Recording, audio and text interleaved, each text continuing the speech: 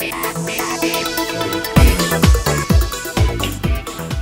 we are again, Edgar County Watchdogs. I'm Kirk Allen. John Kraft. We're going to bring you some updates right back here in Edgar County for a change. Looks like we've had some interesting twists out of what happened back in June at the county board meeting. That would be the June 12th county board meeting. That would be the one where my civil rights were violated, where Mr. Chris Patrick thought that it would be appropriate to not allow my First Amendment rights and finish presenting what I had to present to the board. Oh, come on. He was just trying to regain control of the meeting. Oh, is that what it was? Well, yeah, it says right here. Well, there are two people that filed complaints with the Attorney General's office. And here is the county's response. The county clerk, along with input from the new county board chairman, sent this back to the Attorney General's office. That would be Ben Jennis. Yeah. So they first mentioned that during the past 2 years they've been mired in FOIA requests and OMA complaints from me and you. What's that have to do with that meeting? I don't know. And they say it resulted in unnecessary tension and emotional stress for several county officials and employees. So was it the FOIAs that caused that stress, or what we were exposing that caused the stress? Apparently it was the FOIAs. I would say it was probably what we were exposing from the FOIAs. And then he talks about I directed offensive comments to Adonna Bennett. I thought you were addressing the board. About her. Exactly. He says I directed them to Adonna Bennett about her lack of qualifications to serve on the advisory board. All I did was question what her qualifications were based off the 9.5-minute rant she gave the month prior. And you didn't address her, you addressed the board. That's right. And then I made comments about her deceased father, who was a major donor to the Air Force. Well, you know what? There's about at least 4 people who have been deeply involved in airport business for the last 25 years, and they have all told me that their opinion is, or their experience is, that he hasn't donated a stinking penny. And I believe those pesky FOIAs proved that too. They have no record of a donation from Adonna Bennett's father. So, and then that Miss Bennett complained of not feeling well. So that still doesn't have anything to do with Who'd she complain to? Others.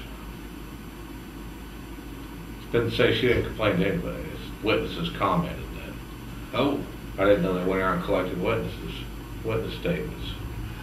Well, they might have after that meeting. So after I did my presentation, Mr. Kirk Allen began to address the board, and then three and a half minutes into your presentation, Ms. Bennett abruptly left and collapsed immediately outside the door of the meeting room. First responders, who happened to be at the meeting, assessed her.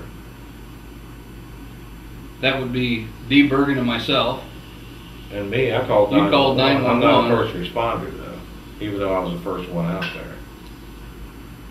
I was having a panic attack and hyperventilating.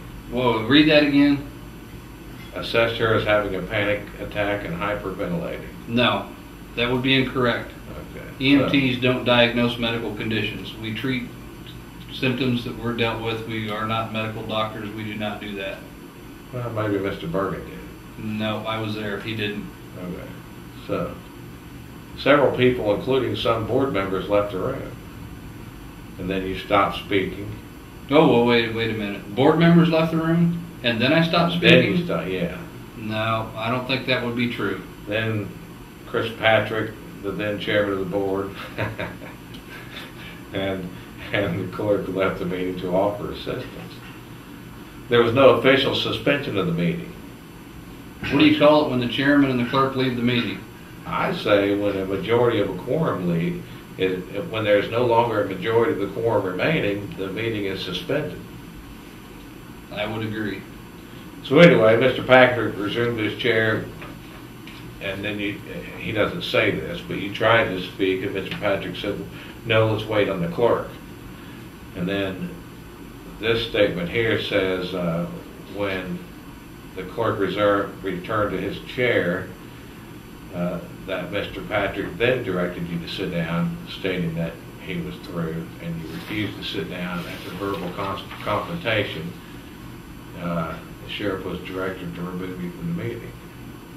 So because of the medical interruption, Mr. Patrick deemed it necessary to regain control of the meeting and avoid further emotional stress. Well, there's nobody lost control of the meeting, and there was only one person in emotional stress. And that person wasn't there anymore. That is correct. Sounds like there's a lot of falsehoods in that response to the Attorney General. And then he actually invited others to public comment. So basically he was censoring your comments because he didn't like what you were saying. Right. And let other people say what they wanted to say. The fact that he let others speak kind of takes the wind out of his claim that it was to prevent more emotional stress. It'll be interesting to see what the Attorney General thinks of this.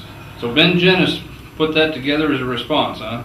Well, it says, Mr. Jennis, now chairman of the Edgar County Board, asked me to respond as follows, and then he typed it out. So the clerk typed it up. Yeah. Who signed it? The clerk did. Typically when you sign a document, you own it. So that means Augie Griffith is of the opinion that is an accurate representation of the facts. Well, I have a problem with that one. Me too, but he did a disclaimer that said the chairman asked him to respond as follows. So.